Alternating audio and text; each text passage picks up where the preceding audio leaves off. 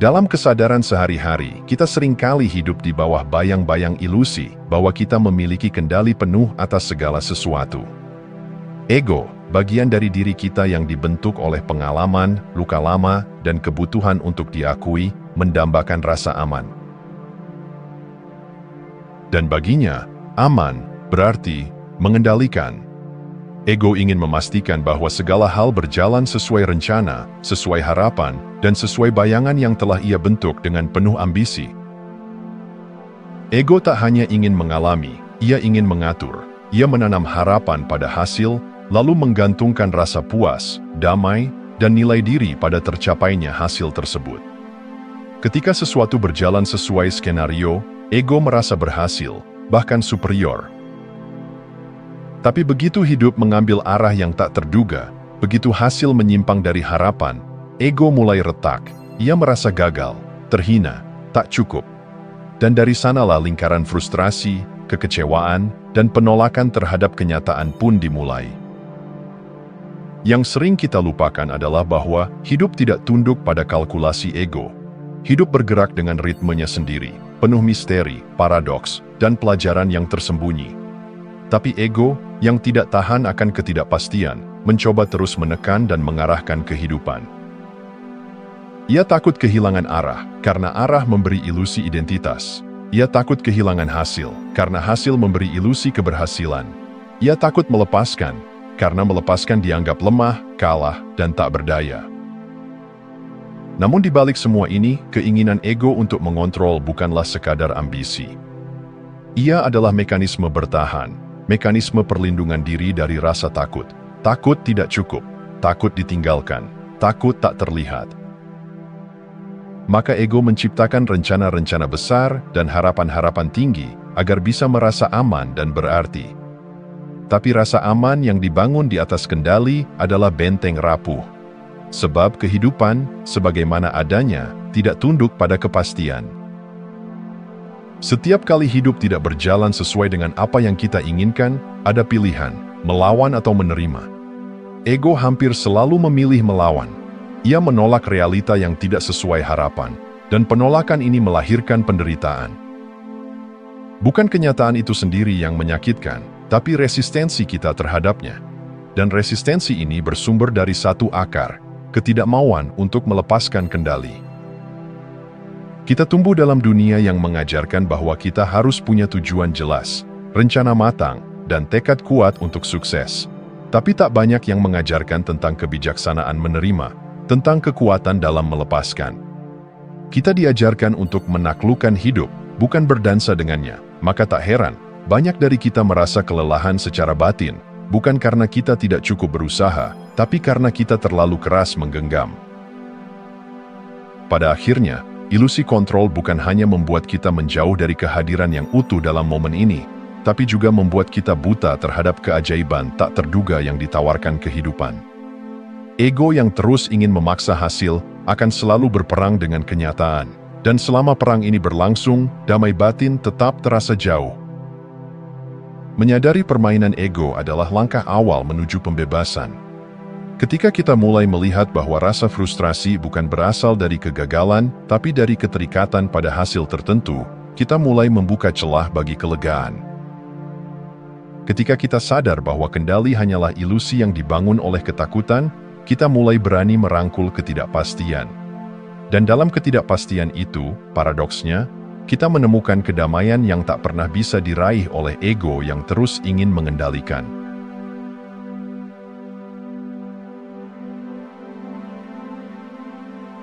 Banyak dari kita mengira bahwa menyerah berarti menyerah kalah. Bahwa melepaskan adalah tanda kelemahan. Kita takut jika kita tidak memaksa, kita akan tertinggal. Jika kita tidak mengejar, maka kita akan kehilangan. Namun di balik pemahaman yang keliru itu, tersembunyi sebuah kebijaksanaan yang dalam tentang penyerahan yang sejati. Surrender bukanlah bentuk kepasrahan yang pasif. Ia bukan tentang berhenti berusaha, apalagi menyerah pada putus asa. Surrender adalah kesadaran yang dalam bahwa ada sesuatu yang lebih besar dari ego yang sedang bekerja. Bahwa kehidupan bukan medan perang yang harus dimenangkan, melainkan tarian yang mengajak kita ikut mengalir, ikut mendengarkan iramanya. Saat kita benar-benar menyerah, bukan tubuh kita yang berhenti bergerak, melainkan ego kita yang berhenti melawan. Kita tidak lagi memaksakan jalur tertentu, tidak lagi menggenggam keras harapan yang menyiksa. Sebaliknya, kita mulai membuka ruang. Ruang bagi hidup untuk berbicara, untuk membimbing, untuk menunjukkan arah yang selama ini mungkin tak terlihat karena kita terlalu sibuk mengatur. Penyerahan yang sadar adalah bentuk keberanian tertinggi, sebab dibutuhkan keberanian besar untuk berdiri di tengah ketidakpastian dan berkata, "Aku percaya." Bukan percaya bahwa segalanya akan berjalan mulus, tapi percaya bahwa apapun yang datang adalah bagian dari pertumbuhan jiwa kita. Dalam surrender, kita tidak lagi menuntut kehidupan memberi apa yang kita mau. Kita belajar menerima apa yang kita butuhkan. Dan di sanalah keajaiban terjadi. Ketika kita berhenti memaksakan, hidup mulai mengalir dengan caranya sendiri. Kita tidak lagi berjuang keras untuk membuat semuanya terjadi, tapi justru menyadari bahwa banyak hal terbaik dalam hidup hadir bukan karena kita kejar, tapi karena kita izinkan. Kita belajar berjalan bersama kehidupan, bukan melawannya. Dan dalam kebersamaan itu, muncul rasa damai yang tak bisa dibeli oleh pencapaian apapun. Keikhlasan pun muncul secara alami, bukan dari upaya menekan perasaan, tapi dari pengakuan jujur bahwa kita tidak selalu tahu apa yang terbaik. Dalam surrender, kita tidak kehilangan kendali, kita melepaskannya dengan sadar. Dan justru dari situ, lahir kendali sejati. Kendali atas bagaimana kita memilih untuk merespons setiap momen, dengan kehadiran, dengan kepercayaan, dengan cinta. Surrender mengajarkan bahwa tidak semua hal harus dijawab. Tidak semua kekhawatiran harus ditenangkan dengan rencana. Tidak semua ketakutan harus dilawan. Kadang, yang dibutuhkan hanyalah duduk diam di tengah badai dan membuka hati. Bukan untuk mencari jalan keluar, tapi untuk menemukan bahwa kita sebenarnya tidak sendirian. Mereka yang belajar menyerah bukan menjadi lemah, mereka menjadi lentur, seperti bambu yang tidak patah di tengah angin, tapi justru menari bersamanya. Dan dalam lenturnya itu, ada kekuatan yang tak tergoyahkan, kekuatan yang datang dari kepercayaan penuh pada kehidupan itu sendiri. Sebab surrender bukan tentang menyerah pada dunia, tapi tentang berserah kepada aliran semesta yang jauh lebih bijaksana daripada ego yang terbatas.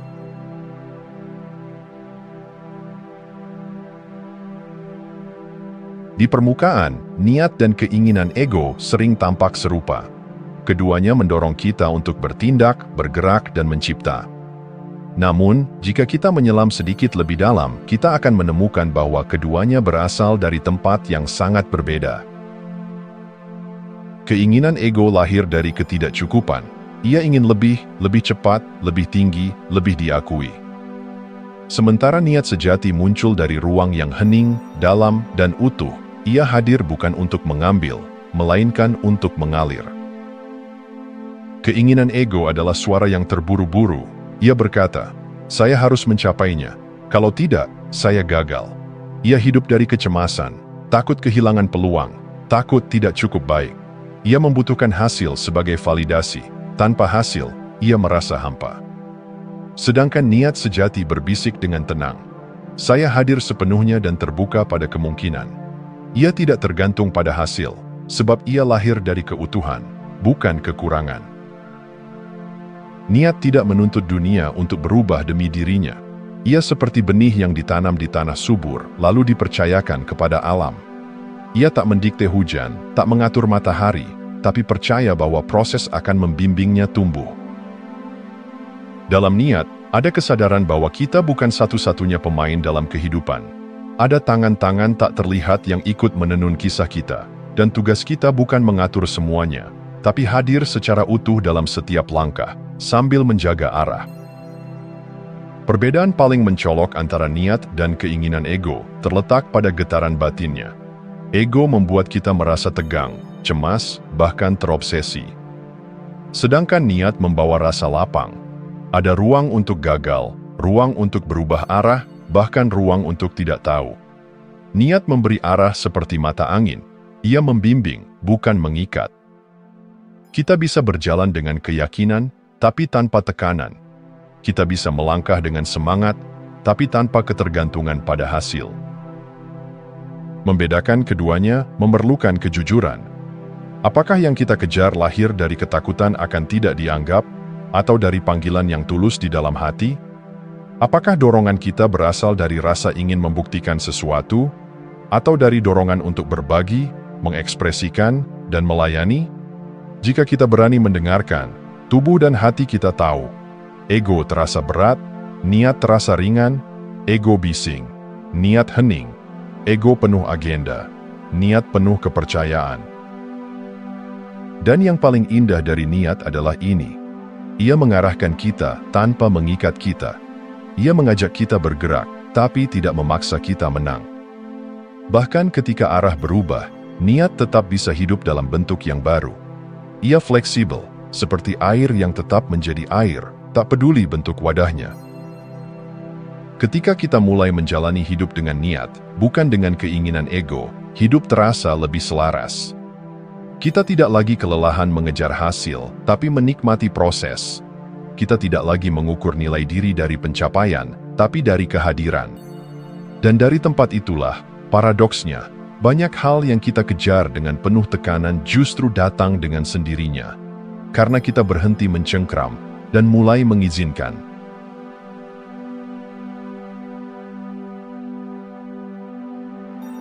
Ada titik dalam perjalanan hidup di mana kita merasa lelah, bukan karena tubuh terlalu sering bergerak, tapi karena jiwa terlalu lama mengejar.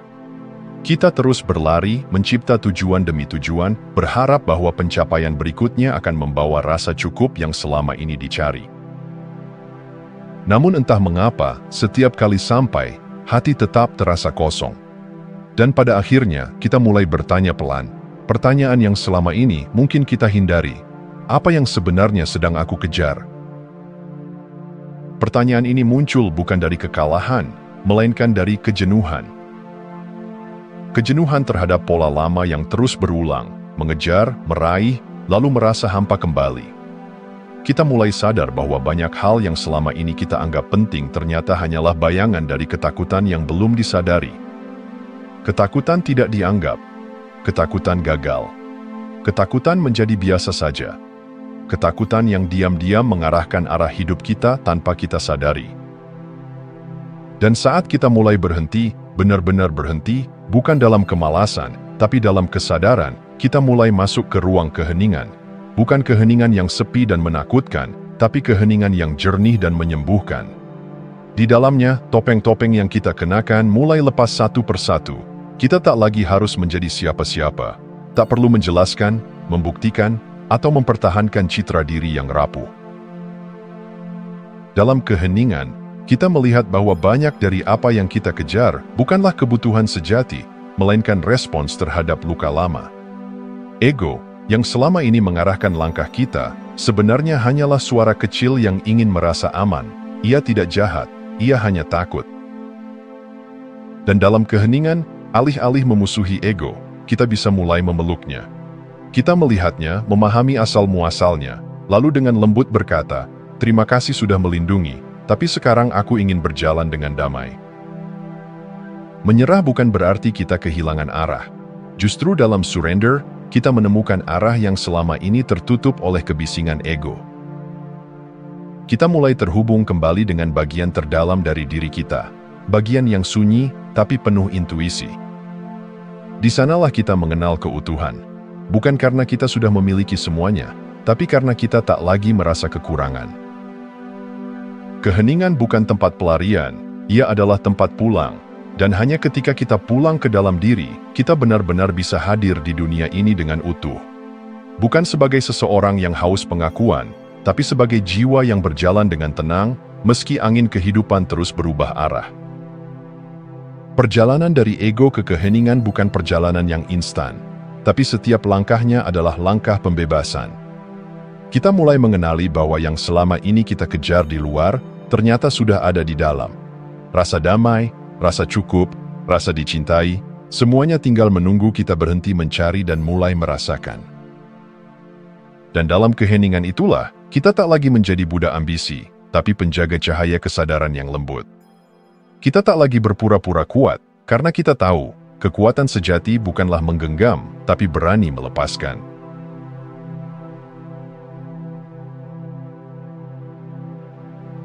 Ketika kita mulai melepaskan ego, saat kita berhenti memaksa dan mencoba mengendalikan segalanya, kita akan tiba pada kesadaran baru, bahwa hidup tidak pernah menjadi musuh.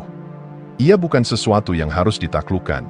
Ia bukan teka-teki yang harus selalu kita pecahkan. Ia adalah teman perjalanan yang senantiasa berbicara, kalau saja kita mau mendengarkan. Membiarkan hidup membimbing bukan berarti kita menjadi pasif. Bukan berarti kita duduk diam dan menyerahkan semua tanpa arah. Justru sebaliknya, ini adalah bentuk kehadiran paling aktif, yaitu hadir sepenuhnya, terbuka sepenuhnya, dan mau menari bersama ritme kehidupan yang seringkali tidak bisa kita prediksi. Dalam keadaan ini, langkah kita tetap nyata. Kita tetap memilih, bertindak, bahkan bermimpi. Namun bedanya, kini kita tidak lagi menggenggam terlalu erat. Kita tidak lagi berjalan dengan beban di punggung, tapi dengan hati yang terbuka. Kita mulai memahami bahwa tidak semua yang kita rencanakan adalah jalan terbaik, dan tidak semua yang kita hindari adalah bencana. Hidup memiliki cara yang misterius, namun penuh kebijaksanaan dalam membimbing kita ke tempat yang kita butuhkan, bukan selalu ke tempat yang kita inginkan. Saat kita berhenti mengatur hidup layaknya proyek pribadi yang harus sempurna, kita mulai mengalami hidup sebagai percakapan. Kita tidak hanya bicara, tapi juga belajar mendengar. Mungkin lewat bisikan intuisi, mungkin lewat kejadian-kejadian kecil, atau bahkan lewat keterlambatan dan kegagalan yang membawa pelajaran tersembunyi.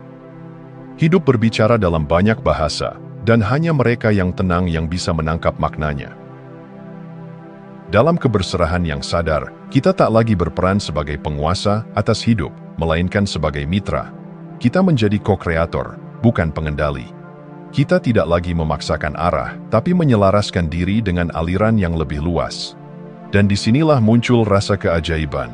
Ketika satu langkah yang diambil dengan ketulusan bisa membuka jalan yang tak pernah kita bayangkan sebelumnya. Momen demi momen menjadi lebih hidup. Kita tidak lagi menunggu pencapaian besar untuk merasa berarti. Kehadiran kita sendiri menjadi cukup. Kita sadar bahwa menjadi hadir adalah bentuk pencapaian yang paling dalam. Kita mulai mempercayai proses, bukan hanya mengejar hasil. Dan dalam kepercayaan itu, kita mulai merasakan kedamaian yang tidak bergantung pada situasi luar. Hidup, ketika tidak lagi kita paksa, menjadi lebih bersahabat. Ia tak selalu mudah, tapi ia jujur. Ia tak selalu manis, tapi ia mendewasakan. Dan ketika kita benar-benar mau membiarkan hidup membimbing, kita akan dibawa ke tempat-tempat yang mungkin tak pernah kita rencanakan, tapi ternyata selalu kita perlukan. Inilah bentuk cinta yang paling murni antara jiwa dan kehidupan. Bukan dominasi, tapi keterhubungan. Bukan penguasaan, tapi persekutuan. Sebab pada akhirnya, kehidupan bukanlah sesuatu yang harus kita kuasai. Ia adalah sesuatu yang harus kita izinkan untuk menyentuh kita, mengubah kita, dan membimbing kita pulang ke diri yang sejati. Terima kasih sudah menonton. Jangan lupa like, komen, dan subscribe untuk dukung channel ini terus berkembang. Sampai jumpa di video selanjutnya.